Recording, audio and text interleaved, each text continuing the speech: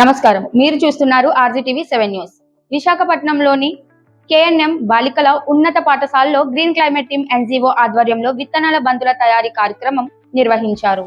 ఈ కార్యక్రమంలో పాల్గొన్న గ్రీన్ క్లైమేట్ టీమ్ ఎన్జీఓ వ్యవస్థాపక కార్యదర్శి జేవి రత్నం ప్రతి ఒక్కరూ దేశీయ పండ్ల విత్తనాలతో సీడ్ బాల్స్ తయారు చేసి కొండలు, ఖాళీ ప్రదేశాల్లో చల్లడం ద్వారా సామాజిక వనాలను పెంపొందించాలని పిలుపునిచ్చారు.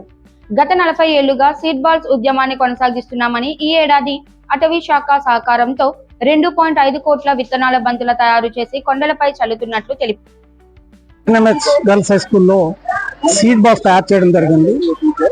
చాలా మంది పిల్లలు పార్టిసిపేట్ చేయడం జరిగింది. చాలా ఆనందంగా సీడ్ బాల్స్ కార్యక్రమం నిర్వహించడం జరిగింది. ఏదైతే ఈ రోజు కార్యక్రమం నిర్వహించామో ఇలాంటి కార్యక్రమాలు ప్రతి విద్యా సంస్థలను నిర్వహించడం ద్వారా ప్రతి విద్యార్థి కనీసం 100 సీడ్ బాల్స్ తయారు చేయడం వల్ల మనకి సామాజిక వనాలు ఎక్కువగా పెంపొందిస్తాయి. ఈ ఏడాది 10 లక్షల టార్గెట్ గా పెట్టుకుని సీడ్ బాల్స్ చేయడం మొదలెట్టాం. ఇప్పటివరకు 5 లక్షల సీడ్ బాల్స్ తయారయ్యాయి. చాలా సీడ్ బాల్స్ కొండల మీద వేయడం కూడా జరిగింది. ప్రతి ఒక్కరు గ్రీన్ క్లైమేట్ టీమ్ తో కలిసి సీడ్ బాల్స్ తయారు చేయాలని కోరుతున్నాం. పూణేకు చెందిన ఫ్లేమ్ యూనివర్సిటీ సైకాలజీ విద్యార్థిని నందిని రాయ్ మాట్లాడుతూ అడవులు తగ్గిపోవడం, కార్బన్ డయాక్సైడ్ పెరగడం, ఆక్సిజన్ శాతం తగ్గుతున్న నేపథ్యంలో ప్రతి ఒక్కరూ పర్యావరణ పరిరక్షణలో భాగస్వాములు కావాలని కోరారు. మహావృక్షాలు ఒక సంపూర్ణ జీవవరణ వ్యవస్థ అని వాటిని కాపాడుకోవడం ప్రతి ఒక్కరి బాధ్యత అని ఆమె పేర్కొన్నారు. Very happy to work with the Green Climate team today. We have been making this seed balls with elephant dung and mud mixed together. After making it into balls, we put seeds inside it. This is a concept very new to me, and I've learned today that this is a 10,000-year-old concept which has been done for a very long time. This, after it dries up, they disperse it through helicopters and they spread it everywhere, which causes these balls give the perfect environment for the seeds to stay protected, and once it's dropped from the helicopter, it disperses into the soil, and it's done during the monsoon time so that when the rain comes, the seeds are able to sprout in a healthy environment. So I've been very happy to work with the NGO Green Climate team to make these balls and contribute to this change.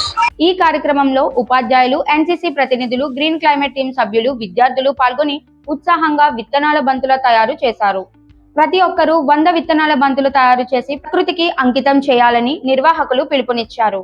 ఇదే ఈ వార్త. మరిన్ని తాజా updates కోసం RGTV 7 news ను follow అవ్వండి.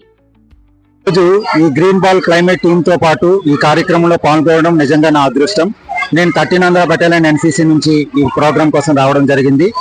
ఈ programme లో మనకి ఎప్పుడో మనం మర్చిపోయిన సైన్స్ ని మళ్ళీ మనకి గుర్తు చేస్తున్నారు. ఇక్కడ ఒక ఏనుగు పేడలో నుంచి మొక్కలు పుట్టడం అనేది చూసిన మానవుడు దాన్ని తన వృత్తిగా చేసుకుని మన రత్నం గారు ఈ కార్యక్రమాన్ని మొదలుపెట్టారు.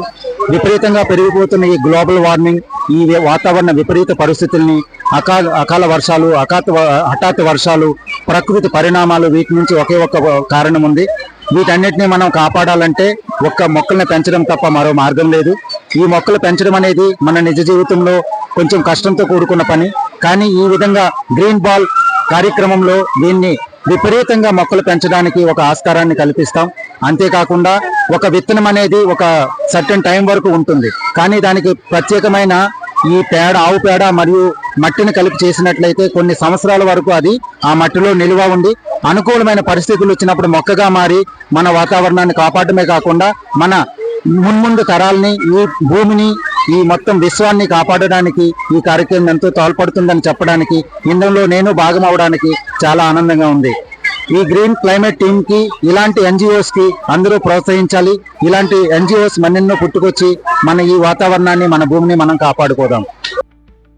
స్కూల్ మ్యాథ్స్ అసిస్టెంట్ చేస్తున్నాను. మా స్కూల్లో ఈరోజు గ్రీన్ క్లైమేట్ టీం వచ్చి పిల్లలందరి చేత సీడ్ బాల్స్ చేయించారండి. మా పిల్లలు కూడా చాలా హ్యాపీగా, చాలా ఆనందంగా సీడ్ బాల్స్ అన్ని చేశారండి. దీనివల్ల పిల్లలు కూడా చెట్లు పెంచాలి, మొక్కలు నాటాలి, చెట్లు పెంచాలి. ఈ చెట్లు పెంచడం వల్ల మనకు ఆక్సిజన్ పెరుగుతుంది, ఆక్సిజన్ లెవెల్స్ పెరుగుతాయి, తర్వాత వర్షాలు అవి వస్తాయి అని చెప్పి పిల్లలందరూ కూడా మోటివేట్ అయ్యారండి. వాళ్ళు కూడా వాళ్ళ బర్త్డేలకి వాటికి మొక్కలు నాటుతాము అని పిల్లలు కూడా చెప్పారు.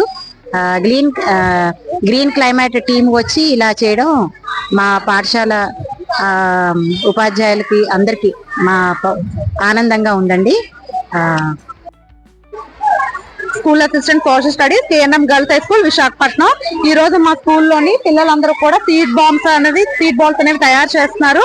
గ్రీన్ క్లైమేట్ లో భాగంగా ఈ రోజు ఇలా పిల్లలందరూ చేసి ఎన్విరాన్మెంట్ మీద అవేర్నెస్ క్రియేట్ చేయడం మాకెంతో ఆనందంగా ఉంది. Thank you. ఈరోజు మేము చాలా ధన్యవాదాలు చెప్తున్నామండి.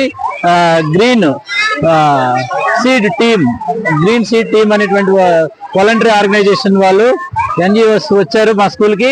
మా స్కూల్ ఆడపిల్లలందరికీ కూడా సీడ్స్ ని ఎలా ప్లాంట్ అవుతాయనే విషయాన్ని, కంపోస్టింగ్ నేచురల్ ఎరువు ద్వారా ఎలా అవి అవుతాయనే విషయాన్ని మా పిల్లలకు డెమో చేయించారండి.